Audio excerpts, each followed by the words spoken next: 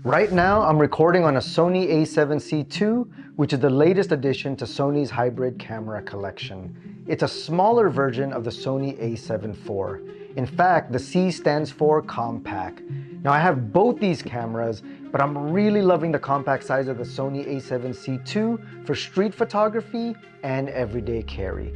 Now I'm not sponsored by Sony or any of the accessories I may show you, but I just love testing these products out in hopes to help you in your creative journey. So why keep you waiting? Let's check out some sample shots with the Sony A7C Mark II. Now on this day, I was walking around town and I was using my 35mm 1.8 lens from Sony. I got some decent shots, but I'll let you be the judge. And if you decide to get this camera, I hope you get some epic shots. But let's also check out some video. So this right here is a vlogging test on the Sony A7C Mark II. I'm also shooting on a Tamron 17 to 28mm lens. Now the cool thing with this camera compared to my other cameras is its weight. So the Sony A7C II is literally 50% lighter in total volume compared to my Sony A7 IV. So when you're talking about overall experience, especially like this, one hand, handheld, it makes such a great vlogging experience. So I want you to see how it shoots, how it sounds, and literally this has no edit. This is straight out of camera, so you be the judge. This is the Sony A7C vlogging test. So in case you were curious, let's talk about the similarities of the Sony A7 IV and the Sony A7C II first. Both rock 33 megapixels, has an articulating screen, sports a hybrid switch button to toggle between photos and video, which is one of my favorite features on these cameras.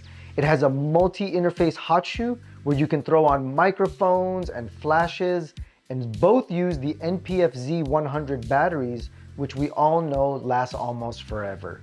Both shoot 4K full frame, up to 30 frames per second, and cropped at Super 35, 4K up to 60 frames per second, and full frame 1080p up to 120 frames per second. Now let's talk about where the Sony A7C II is a little bit different. Now I don't look at it as an upgrade from the Sony A7 IV, but I look at it more as a side grade. There are some positives and negatives to the Sony A7C II. Let's start off with the good stuff first. Let's talk size. The Sony A7C II weighs 514 grams versus the Sony A7 IV weighing in at 658 grams. That's 22% lighter, but 100% nicer on my back and camera bag. There are now quick menu options. There is a favorite section at the top of your menu. I have to say, soon as I got this camera, I saved a bunch of favorites to make sure I didn't have to scroll so much to get to a specific setting. Like having to have the format at the very top, or saving custom and function settings. So trust me, this is an A++ on the menu system for Sony. I feel like it just keeps getting better as new cameras come out. There are also new AI user interface features. You can use autofocus on humans, animals, planes, and cars. There are also AI-based auto framing feature. This is great for you solo content creators. Basically, the AI records you as you move around the frame, and it literally looks like you have a cameraman shooting you. It's pretty cool, and I've tested it out myself. Stay till the end, or you can click on that video if you want a sneak peek.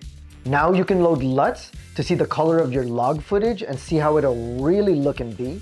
This is such a game changer to see those colors and to see what it'll look like while you're recording the video. There are now 7 stops of IBIS, that's in-body image stabilization. Previously, there were 5 stops. So I'll take any upgrade to make sure that the footage is stable and better in low light situations. By the way, have you felt that your content could use a bit of an upgrade? You can definitely level up with the right plugins from Motion VFX. It's the game changer you've been looking for. From jaw-dropping 3D social media icons that give your videos that extra pop, to captivating call to action options that help drive that engagement. Or maybe you need some sweet text options that ensure your message is not just heard, but it's also seen and remembered. Or you might need some smooth transitions that let you flow when you're telling your next epic story. Now the best part, Motion VFX always has discounts on their website, so quality doesn't always have to burn a hole in your pocket.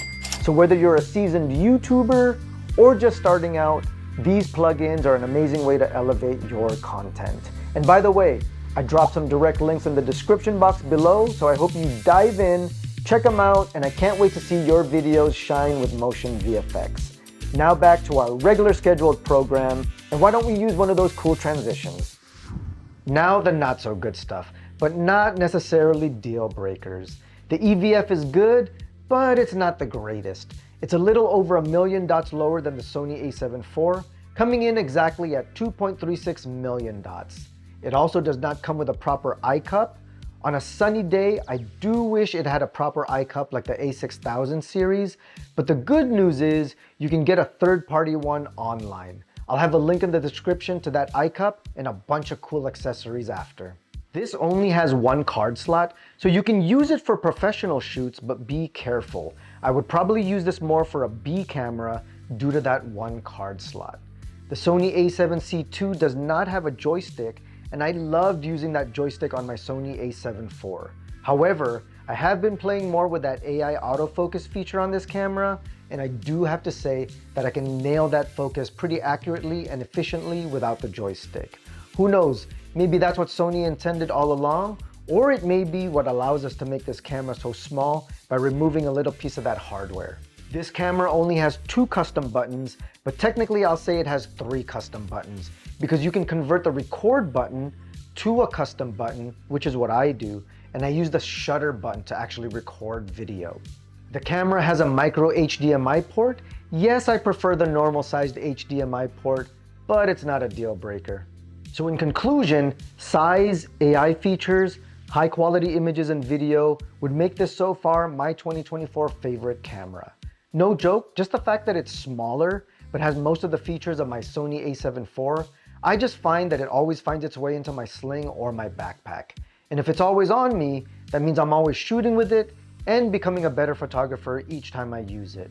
Plus, when you're lugging around your larger cameras, it just feels like work. With the Sony A7CII, it just feels like it's fun shooting again. Thanks for stopping by today. And if you're interested in the camera or want to check out some of those cool accessories for the Sony A7CII, at no cost to you are the affiliate links in the description. And if you're interested in more product reviews and tutorials, or maybe check out some more of those AI features, stick around, like and subscribe, and I'll see you on the next video.